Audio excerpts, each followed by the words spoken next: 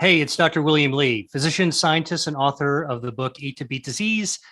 I am actually doing a new series with my friends and colleagues who are like-minded, especially doctors. And we're going to have a conversation about what we do, what we think, and about the real life, real world experiences that we've had. It's quite different than being on stage or on a formal social media interview.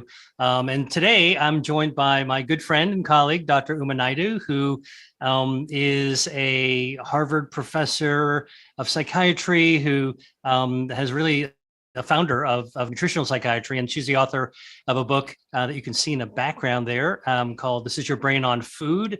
I'm very excited by it. I highly recommend the book.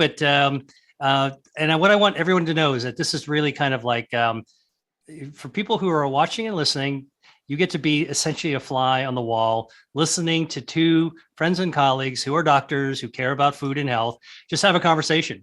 So welcome, Uma. How you doing? Thanks so much, Will. I think this is such a great idea. Always enjoy talking with you. And, your quote is on the top of my book. It's right on the cover. So thank you for that too. Well, listen, I thought, one thing that we could talk about that was so extraordinary. Um, and I've done a lot of pretty cool things in my life, but a recent highlight was spending time with you. You and I found ourselves in the same garden of, Yes. all right, wait for it, the HRH, His Royal Highness Prince Charles, his country home in West London. And we were there after you and I spoke and Yeah. gave keynotes at a integrative medicine conference. So tell me what, and by the way, just like quickly, so obviously we were talking about food and health and mental Yeah. health and physical health. And we got invited as special guests to meet with the prince. But let's go from there. Like, what was your impression? What did you think from that experience? What Well, did you see? firstly, I was really excited to have friends around me because it was certainly a little bit nerve-wracking. Unlike you, have done fewer cool things in my life, and so this was a big one for me. And it was nice to be surrounded by friendly faces, yourself and the other doctors whom I knew. But it also was a little bit scary when I first heard that we were going to do that. I have to share that because I kind of got anxious. I was like, is this even real? Is this happening? Did you have to? But Did you practice curtsying? I did because I because had to they practice. I had to practice my head bow because they made yes, it really clear, like you can't bow from the waist like a samurai warrior. yes. You have to bow from the head. Exactly. So, the curtsy is not like the ballet, because I've studied ballet, but it's not like the traditional curtsy. It's a very small one and all of that. So we wanted to be really proper when we were in England. But it's such a cool visit. And what I took away was there's so much heart that the prince has in this movement, the food is medicine movement.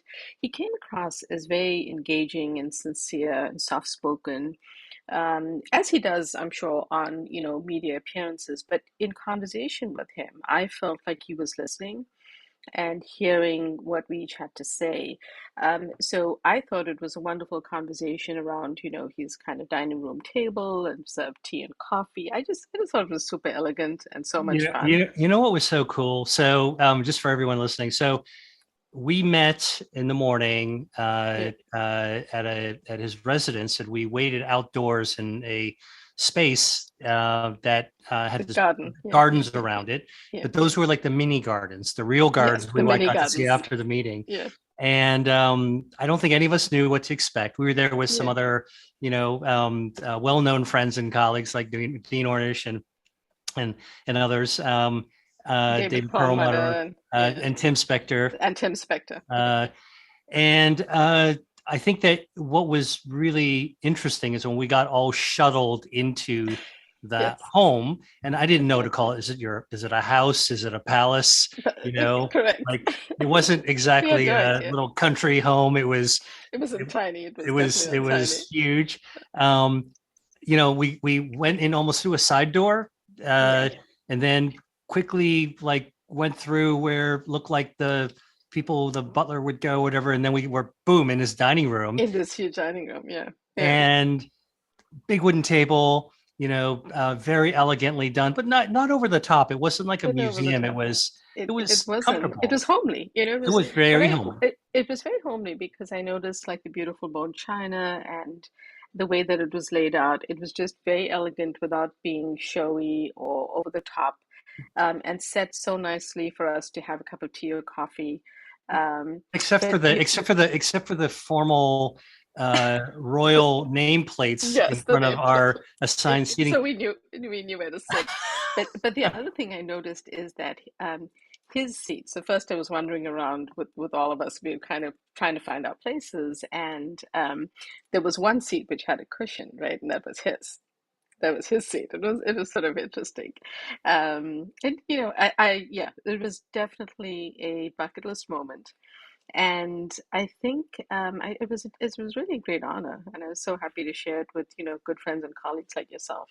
Well, the theme of what we talked about is that he was interested in hearing our opinions about was how can food make a nation healthier in the future? Yeah. So Yes. almost forget about the past. How do we move forward with things? Yeah.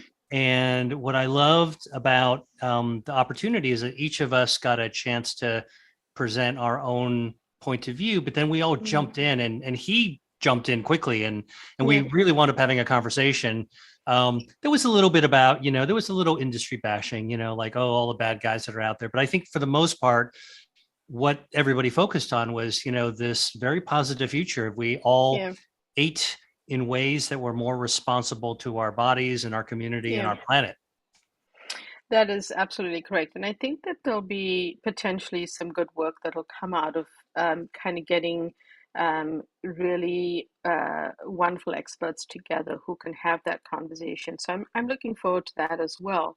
So we Um, should just well, listen. I just want to like let's go talk about it. So yeah, briefly, we all got in charge of doing something. We all were appointed yeah, yeah, to do right. something. There was a consensus statement that I'm supposed to help put out, and I think what are you supposed to do?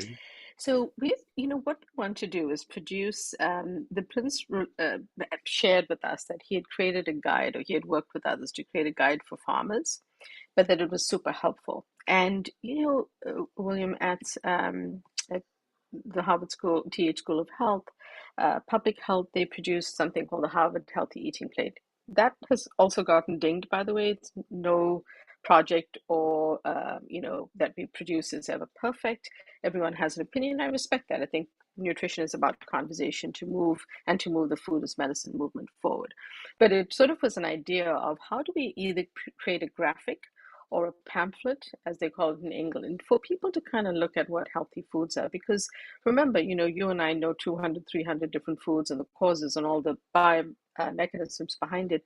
But often, for the average human being, it's moving from a processed junk food, fast food, highly sugared diet just to a slightly better, healthier food, because we have to start somewhere, and not everyone also has access. So it's a thoughtful project which we will all work on together, and hopefully it'll be of help to people. And I know that you're on me to actually submit my ideas of healthy food. So okay, that's cool. Well, look, let's something I wanted to ask you, even when we were traveling, but I'm going to ask you now. So, look, it was like I've traveled so little in the last 2.5 years because of the Yes, me pandemic, too.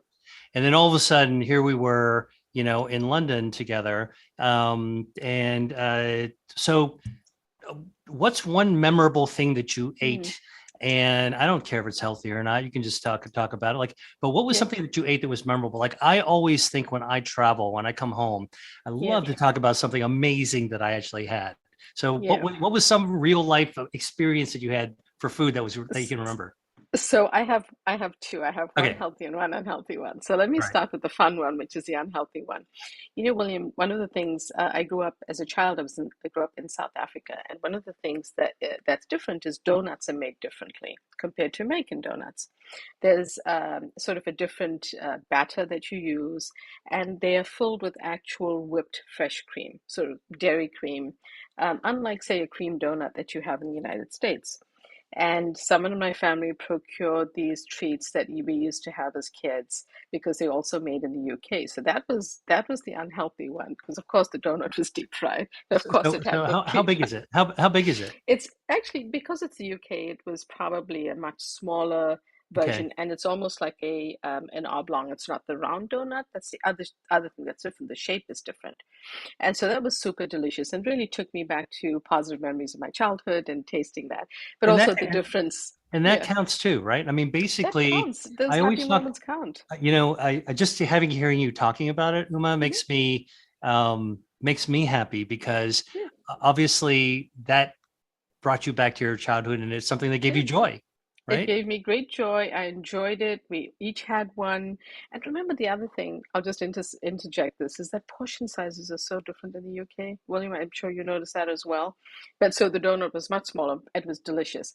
But then I discovered my sister arranged for us to have a lovely lunch where she lives. And I discovered this that there is actually a type of broccoli called purple sprouting broccoli.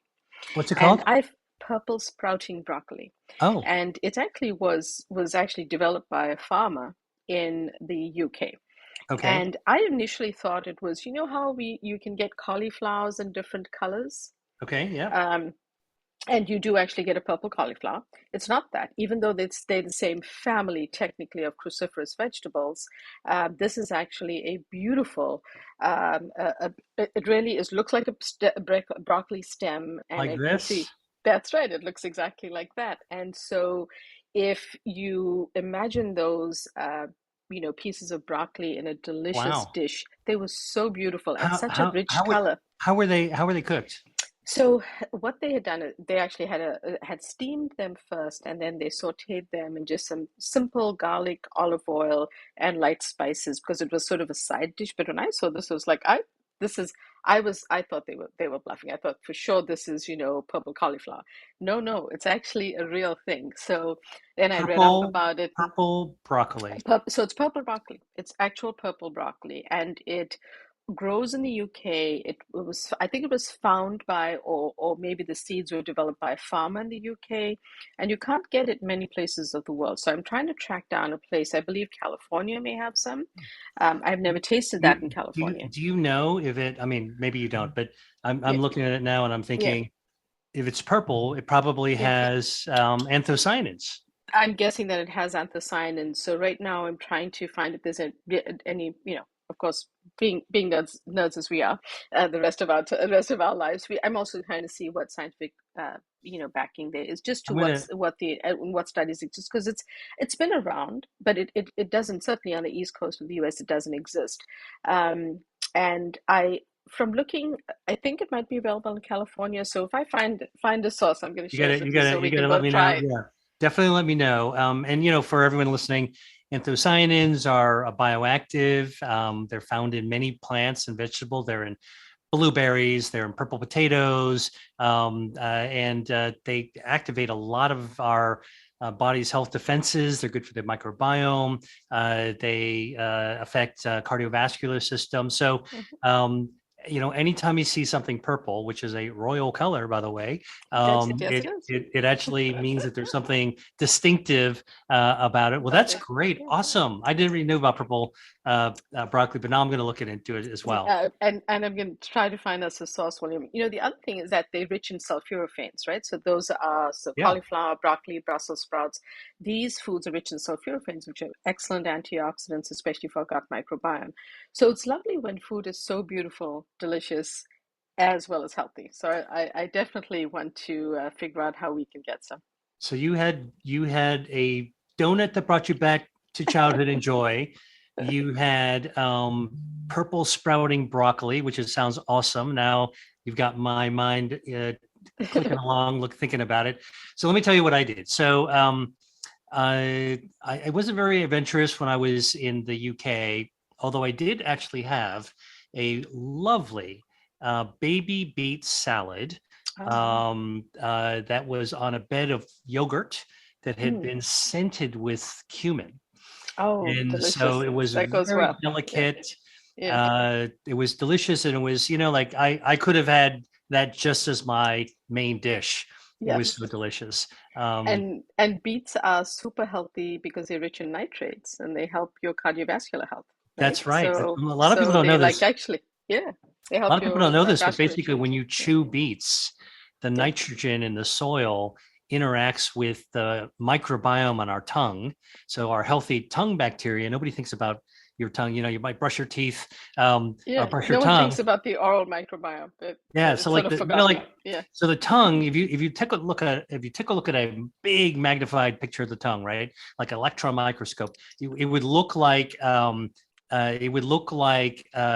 crevices on Mars. There's all these yeah. like canals going in there, and there's healthy bacteria that live in there because it's part of our gut. It's the beginning of our gut, and so when you chew your beets, the nitrogen interacts with the bacteria. It converts the chemical into a form. When you swallow it, turns into nitric oxide, which widens your blood vessels, lowers your blood pressure, and calls out stem cells. Good for your heart, and it really is just great for me, my taste buds. It was that cumin. Delicious. The Oh, the cumin cumin is delicious with really it. did it for me with the beets. Then the other thing that I had, again, in sort of like the salad vein, after London, because I'm finishing my next book, Yes. I flew over to the Mediterranean because I thought, here I am this far from my home. Let me go What a do good some idea. research.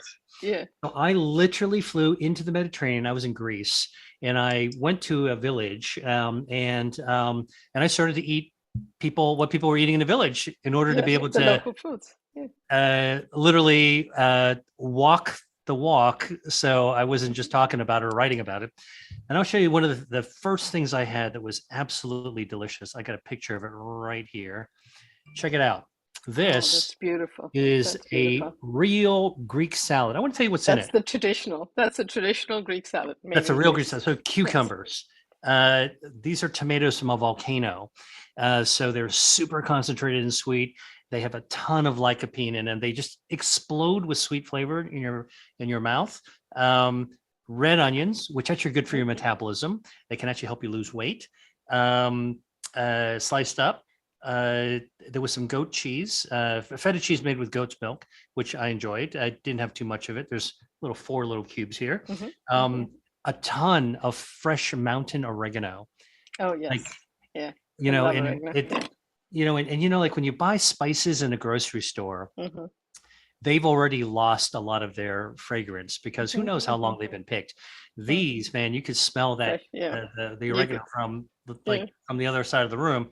And then something that you might not be able to see very clearly here are capers. See Oh, those little green capers. guys? Yes. Oh, I yes. love capers. Delicious. Love capers. So Yes. where I was in Greece, capers grow wild. And Oh, although okay. I didn't do it, the locals just go around and go into these little crevices and pluck out the And capers pluck out the capers. and they brine Wow. them. So Wow. basically, you brine them in salt and sometimes a little bit of Use vinegar. any And there foods you and have, salads. Yeah. Yeah. and then some extra virgin olive oil. Yeah. It was totally awesome. That's such a delicious dish. It's one of my favorite salads. And what I love about it, and I love that photograph, is that it's made totally differently in the traditional sense. Just like, cuisine in a certain country, when it's eaten in that country, it's made differently to, say, the Americanized version of it. No Right. fault to anyone, it's an adaptation. But here, the Greek salads are very large, and they have crumbled feta and small pieces of, say, tomato and stuff, and maybe some black olives. But the traditional one is actually big chunks. It's big chunks of feta, Right. big chunks of tomato, big chunks of cucumber, and of course that delicious prebiotic rich, red onion. So it's different, and I find it super delicious too. Of course, the It ingredients was are it freshly was it picked. was it Yeah. was so tasty. And since you shared with me one thing that was not so good, healthy, let's say, but good, I'll share with you something that I tried when I was in Greece. These tomatoes from Santorini, which is where I Yes. was, are Yeah. unique because of they grow on volcanic soil, and they have a local specialty there that are tomato fritters. They literally take these volcanic tomatoes, they crush them up, Wow. they put them Wow. with a little bit of How breading, and then they deep delicious. fry. Oh, then they Yeah. mix them with mint, fresh grown mint, Oh, delicious. and then Wow. they have a little batter around them, and they deep fry them. Deep fry Um, them. you They know, kind of like must pop in your mouth, right? Like Oh, little you know explosion. what? Yeah. It just Yeah. was. It wasn't. It wasn't oily, very oily. It was crunchy, Hmm. but it Yeah. was amazing. And, I just sampled one every time I go Mm. there. I love to try something local. And so Yeah. the, That the, is delicious. the person who runs a restaurant basically said, you have to try this. Hmm. So that's what I actually had. Okay, cool. So let's wrap up by telling, tell me about one thing you love to cook. This is like my favorite thing because Yeah. you're a trained chef. So I'm interested to know, like, when you are at home, what do you cook? Tell me one thing that you cook for yourself, and how do you do it? So, I was raised vegetarian, well, so I tend to, if I'm cooking for myself, I cook any food because the rest of my family eats anything. But for myself, I usually prepare something that's plant-based. And I love working with the vegetables that are kind of overlooked or thought of as sad and not tasty. And I have to tell you, cauliflower, although it's having its time, it's one of those that is kind of thought of as just not tasty. So I love to do different things with it, but what I like to do is take a recipe that's delicious and make a healthier version so that I can eat Hmm. it more regularly. Okay. So restaurants have, cauliflower bites and all these things. I like to take my Indian spices, sort of that you mentioned cumin. It's one of the traditional spices in Indian cuisine, coriander, and I make. We were in London, and by the way, one of the national, I think the national dish in London or in the UK used to be chicken tikka masala. So I actually Hmm. take those spices and I make my blend at home. So I use my different spices, make the blend, use some really good quality grass-fed yogurt to make a marinade. Oh, And then just like you might eat, if you consume chicken, if you might yeah, eat chicken tikka yeah, yeah. masala, I make that version, but with cauliflower, A and I make it in the cauliflower oven. Chicken masala, tikka, tikka yes. masala, So tikka masala tikka on masala. either cauliflower steak or I use the Okay. So florets. so tell me, what does tikka masala mean? I've always wondered what those two words mean. So the word masala refers to a spice blend. Okay. So, I have a traditional family homemade masala, which is my Okay. mom and my aunt's and grandmother's recipe. Cool. Tikka just means sort of hot or spicy. So it's of course it's gotten a lot of fame through the dish, but it has basically those Indian spices in them in different Hmm. quantities, and you can make it very spicy if you want, or milder. Has the good spices which you and I talk about all the time, like turmeric with a pinch of black pepper, all of that involved. And what I do is I make it a little bit spicier for myself, Okay. but I'd love to. I've found that cauliflower takes it up most deliciously, and you can make it in the oven. You can do it as a cauliflower steak, How long do you have to? but it How long does do well. you marinate it? So you take the masala, you mix it in the yogurt, Hmm. And and it's a little bit of yogurt, and then how long do you and marinate it? and so you can, because it's a vegetable, it's a little bit, it's a shorter marination time. So if I'm just finished work and you go and marinate it 15 for a half minutes? hour, Half even hour. 15 Okay. minutes, you still get some good flavor And in then it it goes because it right into cooks the in. oven. And it goes into the oven. I use a little bit of avocado oil, Okay. to kind of give it a little bit of fat, and I can oven bake it on a tray. You can actually do it on a pan, one of What those temperature very and how green long? pans. Right. So in the oven, about 400 degrees for about 10 to 15 minutes. Okay, And pretty just hot. watch, oven temperatures vary. So just watch to see that it's kind of cooking and it's cooked through. Cauliflower as a steak doesn't take that long to cook, but it's a great way to just kind of reinvent vegetables for ourselves, or make more wholesome plant-based dishes by adding in those spices. If you consume dairy, it's a good way to get in some good dairy products into your life, and then also the fiber and everything from the vegetables. But most importantly for me, I want it to be delicious, and I think you feel the same way. So I'll Yeah. pair that with another veggie or a nice green salad or something like that too, or So even what something does like chickpeas so what protein. does tikka stand for? What does tikka Oh, mean? oh, tikka usually means spicy, like hot. Oh, So okay. you know how you have levels of heat with the spiciness on a restaurant menu. Tikka is hot. Right, right. Cool. Well, look, I'll tell you, I'll riff off of what you just said and tell you one thing I made. I also love cauliflower. I will Mm, dust it with kind of a homemade curry mm, powder, yes, and put a little olive oil, mix it into a delicious. stainless steel bowl, and Yeah. then I put it right onto a cookie sheet. Uh, Mm, mhm. Heat up the oven and just bake to cook it, and it Yeah, caramelizes a little bit, yeah. and then it's so good. It's like a snack. I could eat that as a snack, It is a snack, but and it's it's a snack, and if you make a bigger portion or you have a few portions, it makes a meal with the salad or something like that. I Yeah, love no, that. listen, this is, Yeah. I love, I'm gonna, later you can tell me what the recipe is. I'm gonna actually try it. But look, this has been great. Can you tell everyone where they can find more out about you and your work, your website, Thank, social Thanks media? so much, William. I would love for people to subscribe to my weekly newsletter where I actually give people food tips. So I choose one ingredient, one nutrient, and talk about it. And you can find me at umanaidoomd.com and on social media at DRUMANAIDOO. You'll find links to my book on my website, on Amazon. Check it out. It's called This Is Your Brain on Food. I really want to encourage people to sign up for Dr. Uma's newsletter. Our mental health and mental wellness. Let's not talk about it's not just about the ailments, mental Right. ailments, but it's really about It's mental just health, wellness, wellness. which is what Yes. we want to be. Similarly, for you want to learn more about food as medicine, I've got some free resources on my website at www.drdrwilliamlee.com.